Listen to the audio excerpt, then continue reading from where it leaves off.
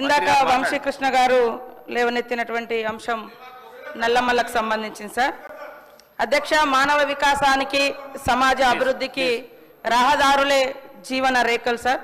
రోడ్లు లేనటువంటి గ్రామాల పరిస్థితి ఎట్లా ఉంటుంది, అభివృద్ధి ఎంత వెనుకబడేయబడుతుంది అనడానికి నేను పుట్టినటువంటి ఆదివాసీ గూడాలు, పల్లెలు, తండలు, మామూలుగా అటవీ ప్రాంతాల పరిస్థితి మాకు తెలుసు. ములుగు కానీ, నేను ఇన్ఛార్జిగా ఉన్నటువంటి ఆదిలాబాద్ కానీ, నేను నిరంతరం పర్యటన చేస్తున్నటువంటి అచ్చంపేట కానీ, కాబట్టి అలాంటి గ్రామాలకు ఖచ్చితంగా రోడ్లు వేయాలన్నటువంటి లక్ష్యంతో ఈరోజు సీఎం రేవంత్ రెడ్డి గారు మరి ఒక ప్రత్యేకమైనటువంటి నిర్ణయం తీసుకొని రాబోయేటువంటి 4 సంవత్సరాలలో 12,000 కోట్లతోటి 17,000 కిలోమీటర్ల వరకు రోడ్లు నిర్మించాలని కూడా నిర్ణయించుకోవడం జరిగింది సార్.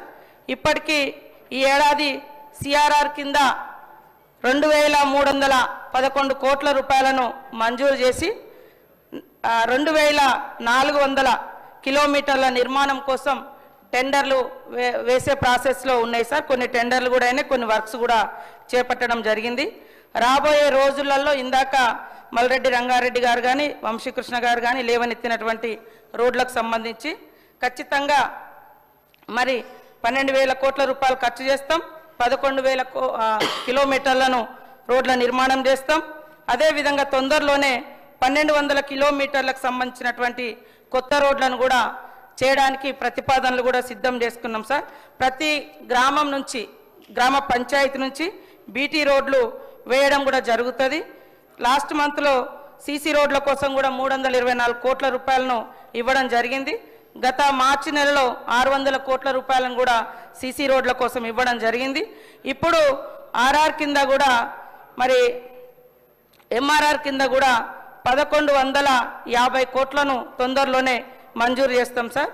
మొన్న వర్షాలకు దెబ్బతిన్నటువంటి రోడ్ల కోసం కూడా 50 కోట్లను రిలీజ్ చేయడం జరిగింది. కాబట్టి తొందరలోనే ఆ రోడ్లను నిర్మాణం చేపడతాం. గత 10 సంవత్సరాల కాలంలో టీఆర్ఎస్ హయాంలో 2,200 కోట్లు మాత్రమే వారు మంజూరు చేయడం జరిగింది సార్. ఆ రోడ్లన్నీ గుంతలుగా ఉండడంతో ఇప్పుడు మేము తీసుకుంటా ఉన్నాం యుద్ధ ప్రాతిపదికన. కాబట్టి అచ్చంపేట కూడా ముఖ్యంగా వైల్డ్ లైఫ్ ఏరియా, ఇది ట్రైబల్ ప్రాంతాలన్నీ కూడా మేమందరం రెగ్యులర్గా ఫేస్ చేస్తున్నటువంటి ఇష్యూ.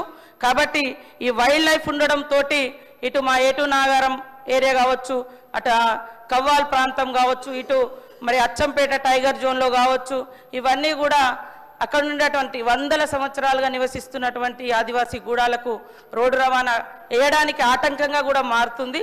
కాబట్టి ఇక్కడ నుంచి ఒక ప్రత్యేకమైనటువంటి అధికారిని పెట్టి వీటికి కూడా సకాలంలో ఈ చెంచు పెంటలకు కూడా పర్మిషన్ వచ్చి రోడ్లు వేసే విధంగా కృషి చేస్తామని తెలియజేస్తూ, ఖచ్చితంగా రాబోయే కాలంలో అన్ని రోడ్లకు ప్రతి జీపీ నుండి మండల కేంద్రానికి, ప్రతి హాబ్ స్టేషన్ నుంచి గ్రామ పంచాయతీకి రోడ్ల నిర్మాణం చేస్తామని తెలియజేస్తా ఉన్నాం సార్.